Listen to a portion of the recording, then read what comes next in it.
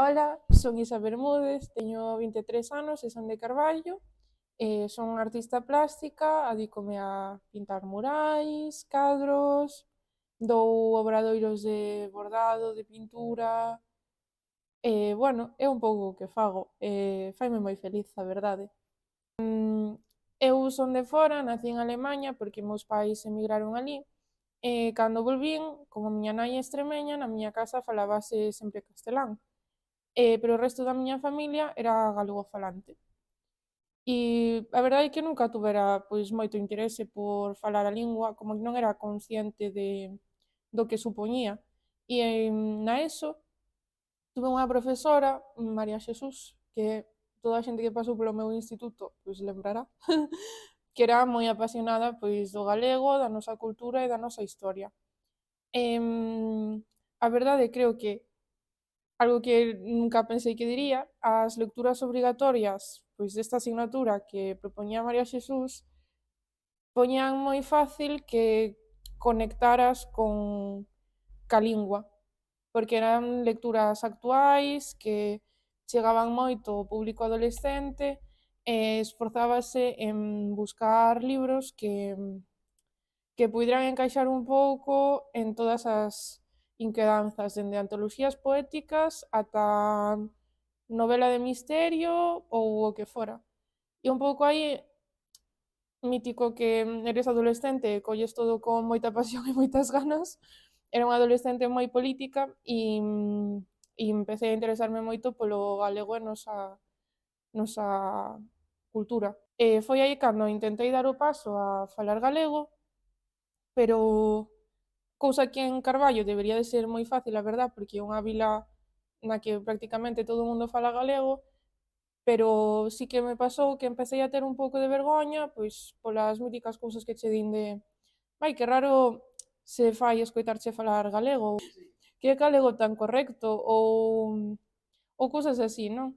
Entón, como que eu intentábao, pero tamén era como estar no núcleo de xente co que levas falando toda a vida en castelán, entón facíaseme complicado tamén porque tiña que pensar moito todo o tempo en cambiar no idioma. Pero fixen bacharelato na Coruña, bacharelato de artes, porque en Carballo non había, e aí foi como que intentei dar o paso xa directamente dende o primeiro día falar galego, porque como era xente que non me coñecía, non me podían dicir que o galego me quedaba raro, porque nunca me escoitaran falar castelán. Entón, foi aí un pouco donde empecéi, pero, bueno, costábame moito, porque aínda estaba intentando, pois, normalizalo, non? Na miña vida. Creo que cando empecéi a falar galego xa diariamente de maior parte do tempo galegofalante e non castelánfalante foi cando empecé a estudiar o ciclo superior, que ali pois sí que non sei por qué, xa o normalicei e xa falaba todo o tempo galego. Pois, a ver, non é todo o mundo sabe que en Coruña o galego non se fala. Entón é un pouco raro, non? Porque é que é moi raro escoitalo. De feito, hoxe pola mañán pasaba por Plaza Pontevedra e vin un rapaz falando galego e xireime en plan, what? Que está pasando? Eres? Non serás de Muros? Pero non sei, é que hai moi pouca xente que fale galego. De feito, na miña escola hai un equipo de dinamización lingüística e hai moita xente interesada no galego, pero moi pouca xente que fale o galego, que é moi sorprendente. Creo que nunca me pasara eso. E en Carballo, pois é que é unha vila, vou dicir pequena, pero non é pequena, ten 31.000 habitantes, pero sí que se fala moito galego e consérvase bastante.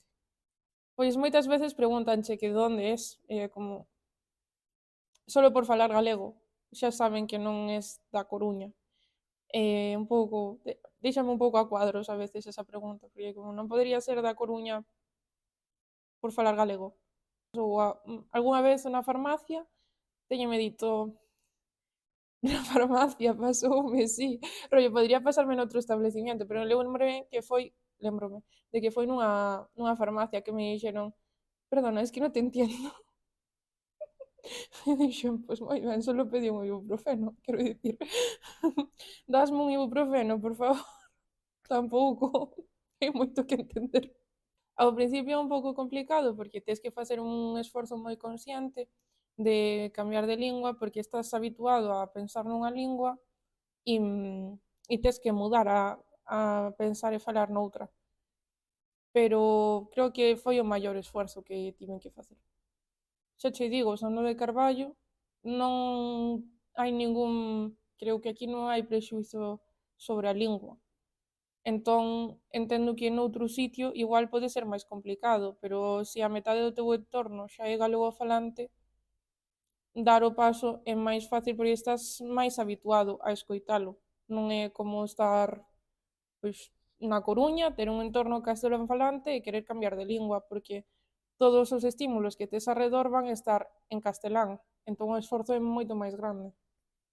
Eu creo que, sobre todo, na xeración dos nosos pais ou avós, pois, bueno, a día de hoxe síguese vendo, pais que son galegofalantes, que falan castelán aos seus fillos, porque pensan que no mundo laboral non van chegar, non lles vai servir para nada o galego, ou cousas así. Eu máis vexo. Claramente hai moitos prexuizos máis, solo fai falta salir á rúa para velos.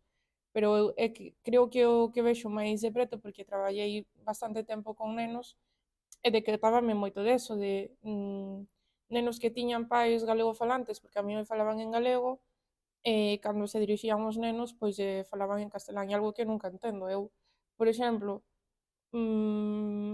hai pouco gañei un premio de pintura e fun a Cabo Verde de viaxe.